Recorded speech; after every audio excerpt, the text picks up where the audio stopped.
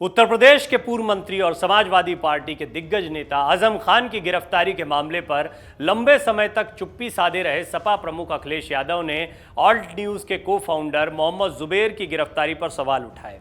उन्होंने ट्वीट कर जुबैर का समर्थन किया और भाजपा सरकार पर निशाना साधा, जिसके बाद अखिलेश सोशल मीडिया यूजर्स के निशाने पर आ गए और लोगों ने उन्हें जमकर ट्रोल करना शुरू कर दिया।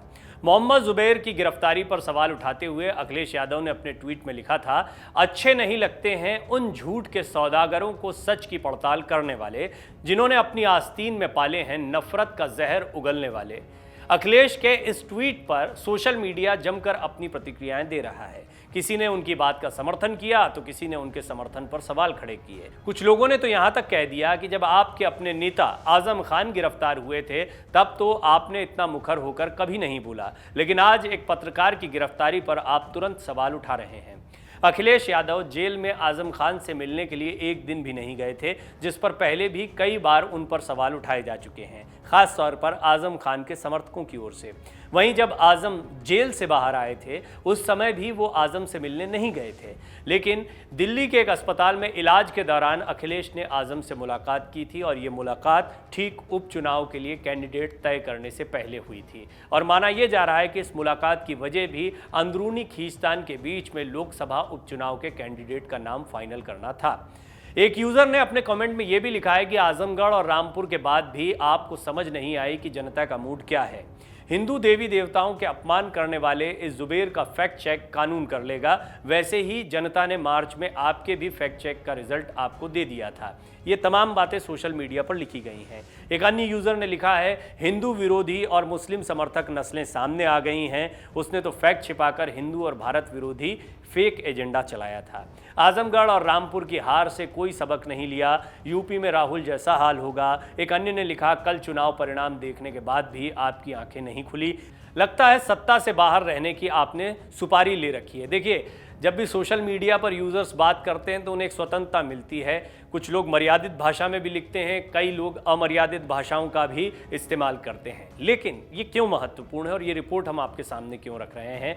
इससे जनता का मिजाज पता लगता है, इससे वो बातें पता लगती हैं जो आम लोग इस वक्त अखिलेश यादव के बारे में या उनके किसी भी मूव के बारे में सोच रहे हैं। ऐसा नहीं है कि सोशल मीडिया पर उनके खिलाफ ही सब दिखाई दे रहे हैं, उनके प्रबल समर्थक भी हैं और जमकर उनकी तारीफ भी करते हैं, उनके इन ट्वीट्स को रीट्वीट भी करते हैं।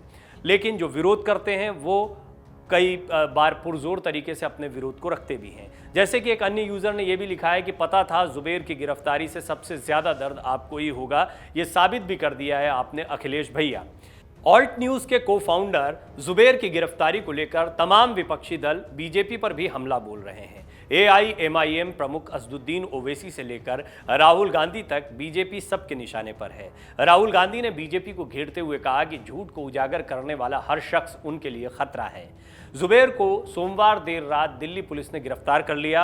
उन्हें भारतीय दंड संहिता की धारा 153A और 295 के तहत गिरफ्तार किया गया है। दिल्ली पुलिस ने एक बयान जारी कर कहा कि सोशल मीडिया मॉनिटरिंग के दौरान एक ट्विटर हैंडल से मिली जानकारी के बाद मोहम्मद जुबैर के खिलाफ ये मामला दर्ज किया गया था। उस ट्विटर हैंडल ने मोहम्मद जुबैर के एक ट्वीट पर लिखा था कि एक खास धर्म के अपमान के इरादे से उन्होंने तस्वीर पोस्ट की थी, उनके खिलाफ एक्शन होना चाहिए। ये दौर ऐसा चल रहा है जब नूपुर शर्मा पर भी कई जगहों पर FIR हो रही है, खास तौर पर अगर हम बात करें महाराष्ट्र और बंगाल की। साथ ही साथ पार्टी ने उन पर एक्शन लेकर उन्हें सस्पेंड भी किया है। इन सारी चीज़ों को देखते हुए धार्मिक उन्माद से जुड़ी किसी भी पोस्ट पर नज़र रखी जा रही है। फिर भी अभिव्यक्ति की स्वतंत्रता के नाम पर कई बार बहस चलती रही है। सोशल मीडिया पर कई लोग अपनी बातें लिखते हैं, इनमें कुछ पत्रकार भी होते हैं और सामान्य लोग फिर जमकर इस पर अपनी प्रतिक्रियाएं भी देते हैं। इन्हें गंभीरता से लिया जाता है और सोशल मीडिया पर लिखी गई पोस्ट पर किस तरीके से रिएक्शंस आ सकते हैं या किस तरह के परिणाम झेलने पड़ सकते हैं, उदयपुर की घटना इसका एक बहुत बड़ा उदाहरण है। बहरहाल इस सब के बीच में अखिलेश यादव भी जमकर ट्रोल हुए हैं और उन पर सबसे बड़ा सवाल ये खड़ा हो रहा है कि उन्होंने आजम के समय पर चुप्पी साध रखी थी और जुबैर के मामले में बोले हैं।